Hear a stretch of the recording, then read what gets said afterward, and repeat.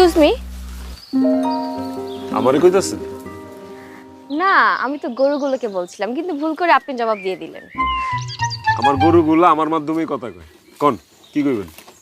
আচ্ছা, এইখান থেকে তালুকদার বাড়ি যাওয়ার রাস্তা কোন দিকে? তালুকদার বাড়িতে আপনি কি করবেন? আপনি এত প্রশ্ন করেন কেন? তালুকদার বাড়ি কোথায় সেটা বলেন আগে। আর এই গ্রামে তো অনেকগুলো তালুকদার বাড়ি, আপনি কোন তালুকদার বাড়িতে যাইবেন? অনেকগুলো তালুকদার বাড়ি মানে? বাবা তো শুধু বললো তারাই তালুকদার বংশ। দেন আপনি অনজানে দাঁড়ায় আছেন, এটাও তালুকদার বাড়ি। আমার বাপ দাদারা সবাই তালুকদার। আপনি কোন তালুকদার বাড়িতে যাবেন সেটা কোন? আচ্ছা, ওই যে বোরহান তালুকদার বাড়ি। বোরহান তালুকদার নামে কেউ তো এই গ্রামে থাকে না। আগে একজন আছিল, কিন্তু সে তো অনেক গ্রামে থাকে না, ঢাকায় থাকে। আপনি যদি তার সাথে দেখা করতে চান তাহলে আপনার ট্রেনে বা বাসে করে ঢাকায় যেতে হবে, তারপর তার সাথে দেখা করতে পারবেন। আপনি যে নিজে গরু পালতে পালতে নিজেরটা বলদ হয়ে গেছেন সেটা কি জানেন? আমার বাবা বোরহান তালুকদার, সে গ্রামে এসেছে ঈদ করার জন্য, আর আমি তার মেয়ে। এই কাহিনী। আপনি এইটা কোন যে আপনি গ্রামে ঘুরতে বাইরেছেন, ঘুরতে ঘুরতে আপনি বাড়ি হারা লাইছেন। এবার ভাবেন বলদকে।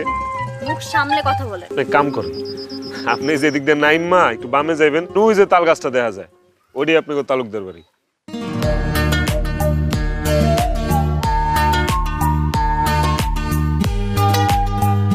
তাই ভাবলাম এবার ঈদটা গ্রামেই করব। তোদের কোনো সমস্যা নেই তো? বাবা, আমার তো একদিনেই দম বন্ধ হয়ে আসছে। গ্রামে মানুষ থাকে। শুন মা, প্রথম প্রথম গ্রামে আসলে মনটা খারাপ লাগে, বিরক্ত লাগে। ধীরে ধীরে ঠিক হয়ে যাবে। তারপর দেখবি একদিন এই গ্রামে আসার জন্য তোর মনটা ব্যাকুল হয়ে যাবে। কি যে বলো বাবা, আমার তো মনে হচ্ছে কাল পরশুর মধ্যে ঢাকায় ব্যাক করতে হবে, আর ঈদ পর্যন্ত থাকা এখানে অসম্ভব। এই গ্রামে আমি ছোট থেকে বড় হয়েছি, অনেক স্মৃতি এই গ্রামে আমার জড়িয়ে আছে। জানি না আর কখনো এই গ্রামে আসতে পারবো কিনা, তাই ভাবলাম শেষবারের মতো অন্তত তোদেরকে সবাইকে নিয়ে একবার গ্রামটা ঘুরে দে। ওই বাজে ডিসিশন বাবা, তুমি এর মধ্যে আমাদের দুজনকে না টানলেও পারতে।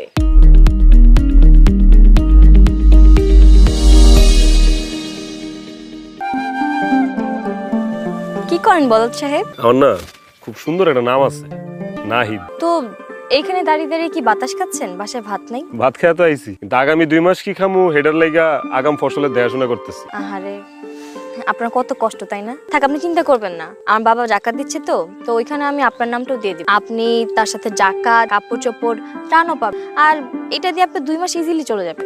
আপনার বাবা জাকাত দিবে আর ওই জাকাত আমি নিব, সেটা আপনি কেমনে ভাবলেন?